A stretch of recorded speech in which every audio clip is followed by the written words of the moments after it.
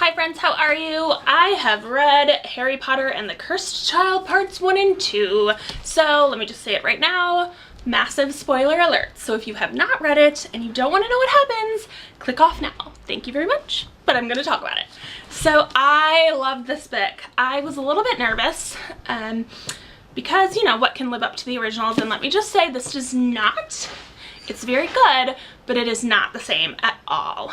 So if you want something to be the same, no. If you're looking for the same amount of magic and intrigue and in-depth and this whole other world, this doesn't have it. This is kind of like Harry Potter light in a way. It's an extension of the characters. And so if you loved Harry Potter for the characters and their connections and their personalities, then this is going to be great. But if you loved it for this other world and the intricacies and the mystery of it all, this is a very, very simplified version of that, and so it's not really that.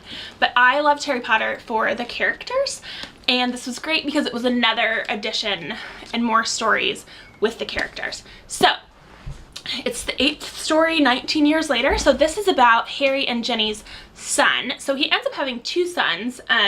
This is his second son, Albus. And so at the end of the last book and the last movie, you sort of see this flash forward to Harry and Ginny and their son Albus, and Harry is telling him, don't worry, the Sorting Hat lets you pick if you want to be in Gryffindor or Slytherin, okay?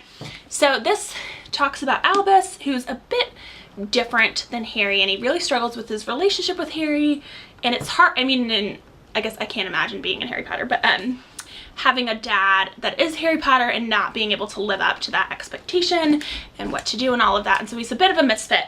And I really liked that it started, they're on the Hogwarts Express, their very first day, and he's there with Ron and Hermione's daughter, and they're saying how important it is, and that the 3 of them, like Ron, Hermione, and Harry, all met on that very first trip to Hogwarts, and how this is like a pinnacle moment, and how they have to pick the correct carriage to sit in. So because they might meet their lifelong friends that are going to change their futures. And so Albus ends up sitting in a carriage with Draco's son, Scorpius, who you want to be evil, but he's really not. He's actually very sweet. And so it turns out Albus gets sorted into Slytherin, and he becomes friends with Draco's son, Scorpius. So you sort of start cheering for the 2 of them. I thought it was so lovely, and you follow Albus and Scorpius on this adventure. And so they end up going back in time and sort of changing history or not changing history various times. And so you see what would have happened had Voldemort won and Harry had been defeated. What would have happened if, like, they go and they try to save Cedric Diggory, and so what would have happened had he not been killed. And so it really is very, very good. And I really liked it because you brought back the characters, you know, and Ron's kind of dopey and like he makes fun of Hermione, and Hermione's still herself and very brainy. McGonagall is back, which is lovely. So that was kind of fun, you know, being her normal, like, badass self.